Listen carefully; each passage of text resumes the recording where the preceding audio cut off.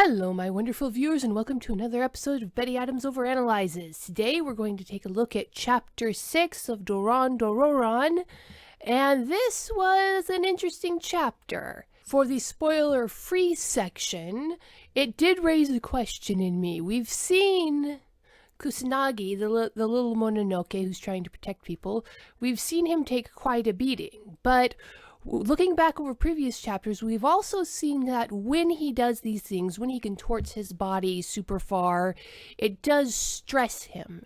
And given just the fact that he's a shonen main character, protagonist, and from the stress we see him expressing, the sweat, the strain, first off, it's just remarkable how much emotion and physical experience the artist can express through this little white blob of a plushie.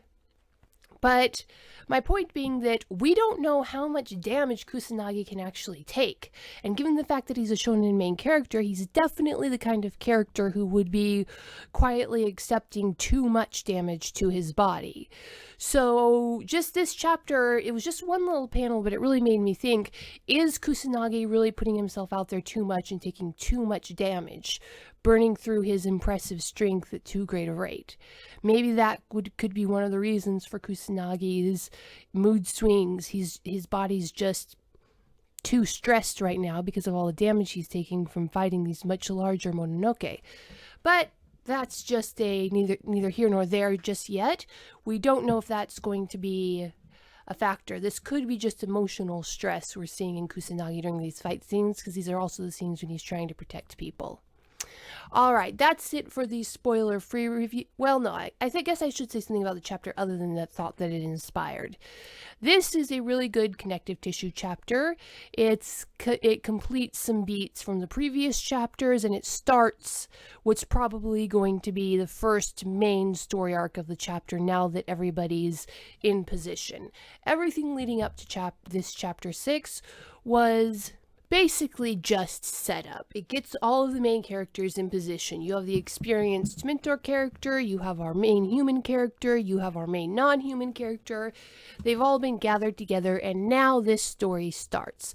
And the story starts on the last page of chapter 7, when we get some more backstory for Dora, and a glimpse into the darker, more mature side of Dora's character. Up till now, this story has been very more junior shonen jump, as it were, sticking close to what would be more of an all-ages rating. With this chapter, it looks like we're going to be a little more mature, a little more violent, a little more gory, dealing with deeper issues.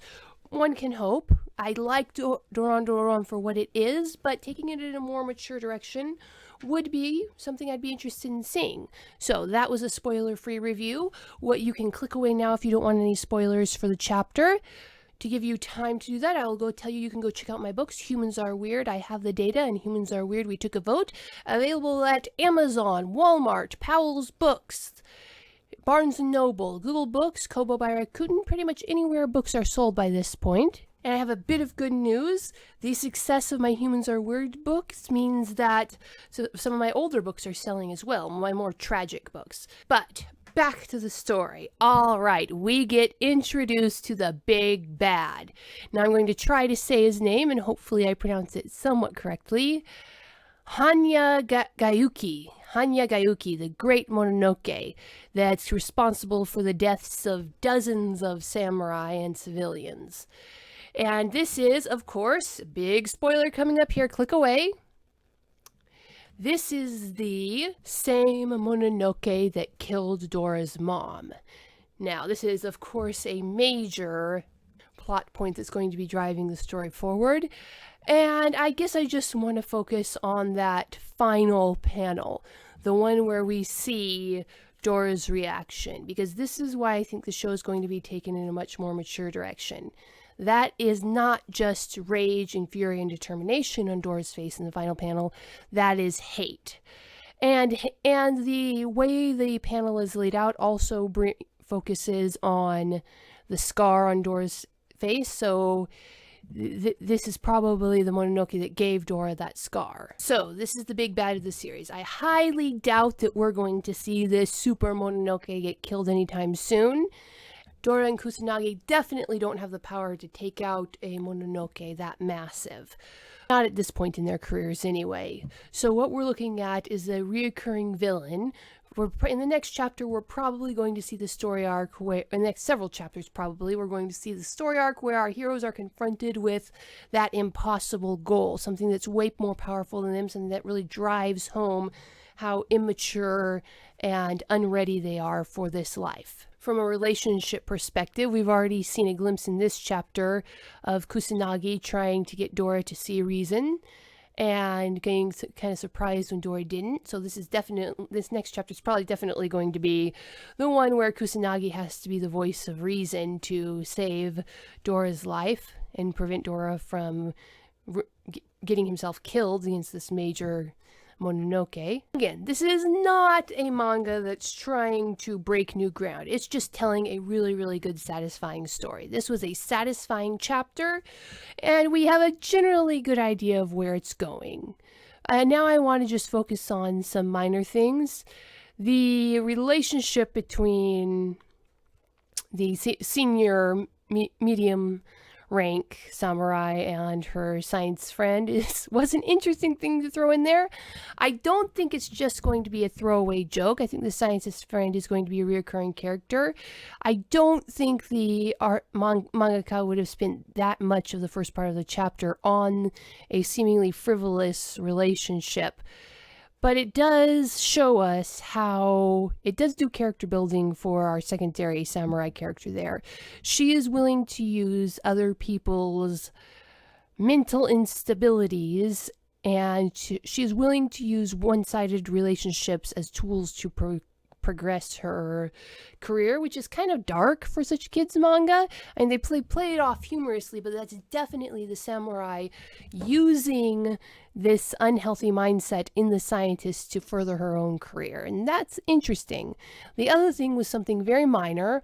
On page 13, there's a speech bubble definitely being spoken by a Mononoke here, Koma Nizumi, and it does not appear to be the little mouse Mononoke that's saying it.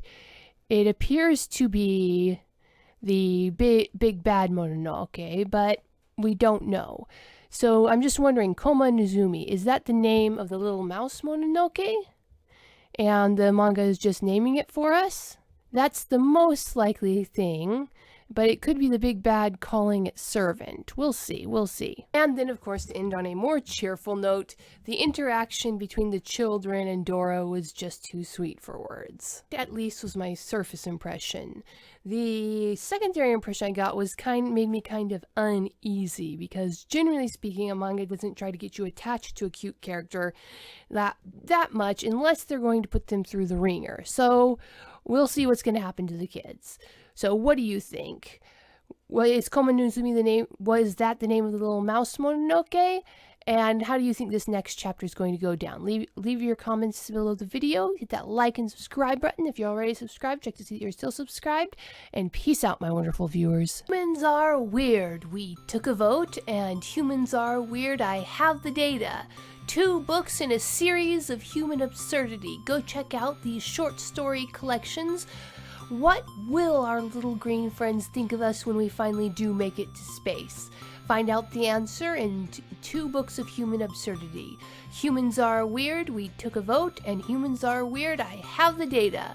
Available on Amazon, Barnes & Noble, Kobo, and Google Play.